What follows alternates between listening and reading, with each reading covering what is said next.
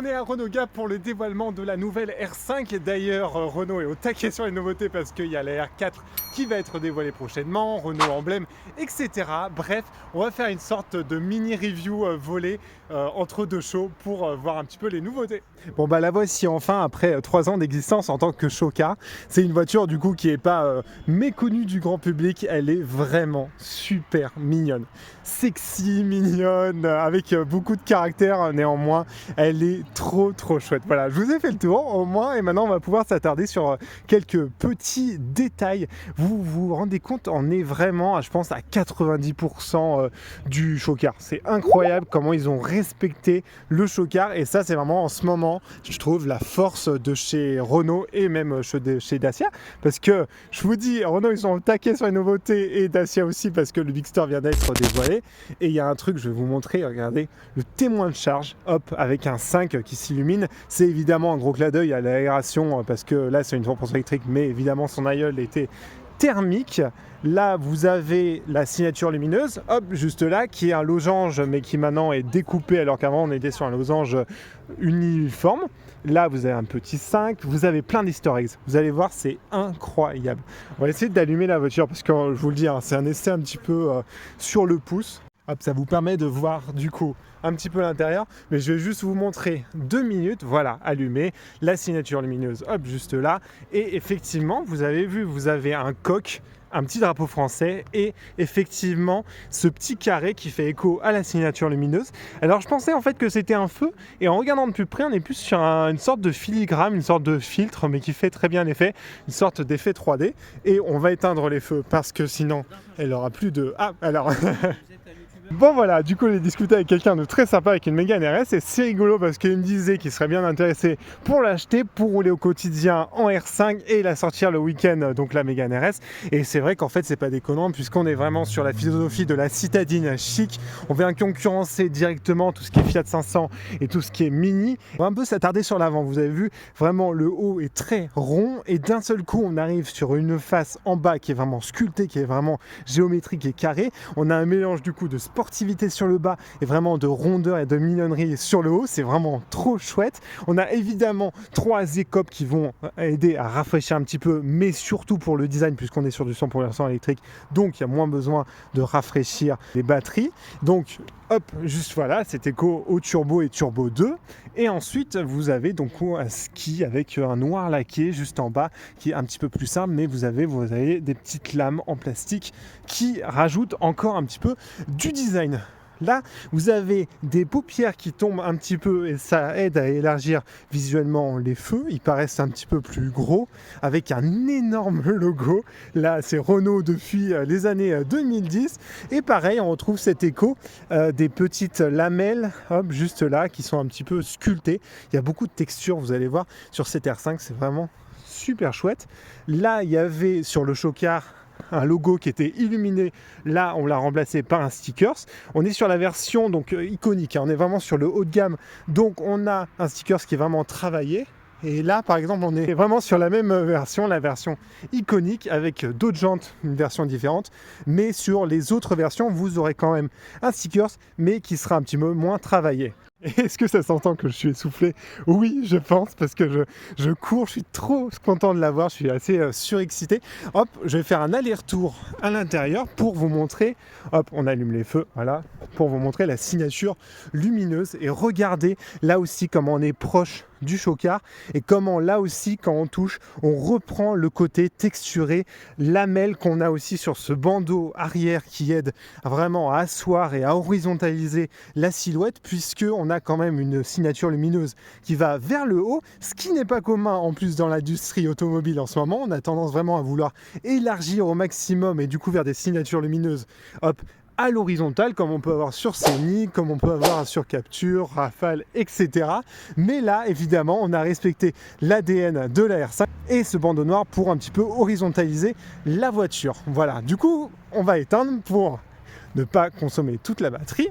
Hop, on fait un aller-retour et ça vous permet quand même de voir un petit peu cette signature lumineuse. Et là vous voyez il y a des entrées d'air, enfin des sorties d'air plutôt, qui sont factices mais qui font écho évidemment à la turbo. En fait on a vraiment des inspirations de la R5, de la Super 5, de la Turbo 2. c'est trop chouette. On sent que les designers se sont vraiment éclatés. On n'a pas parlé des easter eggs ici, on en a parlé sur les feux, mais on en a aussi à l'intérieur, je vais vous montrer. On va se mettre à l'intérieur. Et voilà, à l'intérieur, un petit peu spécifique. C'est vrai que en fait, ça change de tout ce qu'on a sur Austral, Rafale, avec ce système multimédia en L. Ça, on connaît. Et ce qui est cool, c'est qu'ils sont vraiment allés au bout du concept en faisant quelque chose de spécifique à la R5. Alors, il y a un truc qui m'avait choqué quand j'avais vu les photos. C'est vrai, ça fait épais. Et en fait, quand on sait que là aussi c'est un clin d'œil à l'ancienne R5, bah du coup ça prend son sens. Et ça, c'est très cool. Ça aussi, j'ai beaucoup aimé sur le Dacia Duster. Ils l'ont repris juste là pour gérer l'écran et le volume. Ça, c'est super bien pensé quand on roule et même pour le passager. Là, vous voyez un petit rétroéclairé Renault 5 et là aussi, voilà, le système d'IA qui se met en place. Bonjour. Ça va faire un écho du coup au système de multimédia. On est évidemment sous Android Auto avec OpenAirLink que l'on a maintenant depuis quelques temps avec Austral, Rafale, etc. Ça, j'adore. Qu'est-ce que c'est beau, c'est texturé avec des surpiqûres jaunes, aussi la signature lumineuse avec l'extérieur. Et ça on connaît évidemment, on a le même système sur Rafale par exemple, mais au moins ça fonctionne, c'est pratique, on connaît.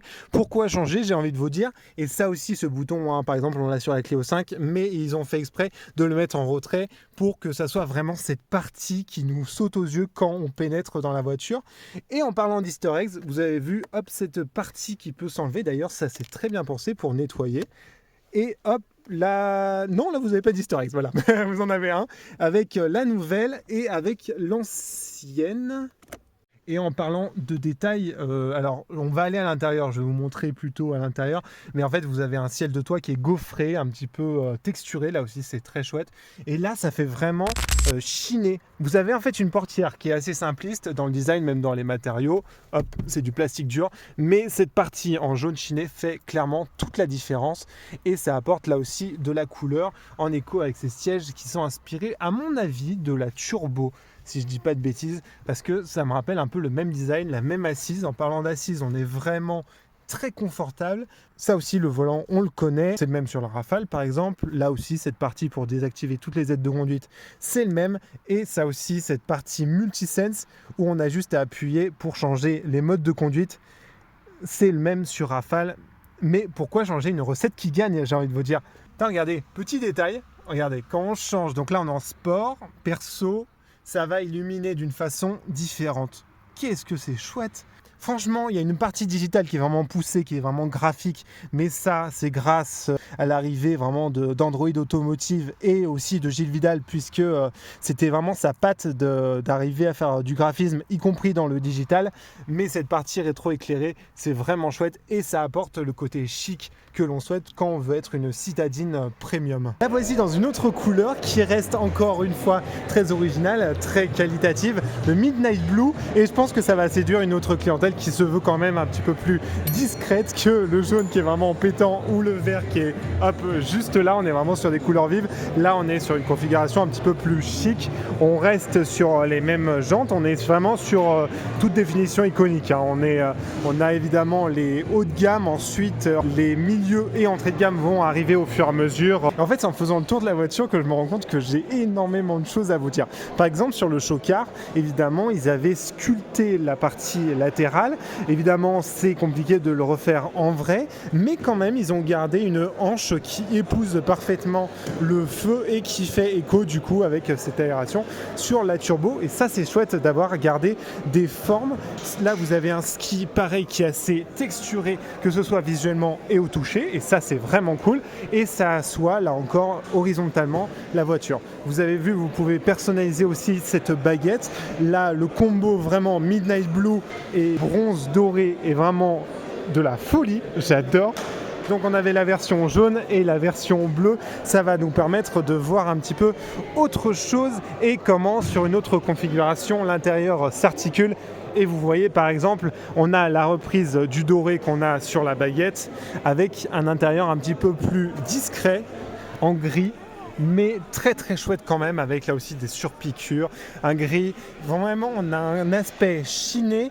D'ailleurs, si je dis pas de bêtises, c'est du matériau recyclé et ça se voit. Tiens, quand je vous parlais de toit un petit peu gaufré, un peu matelassé, hop, vous l'avez juste là.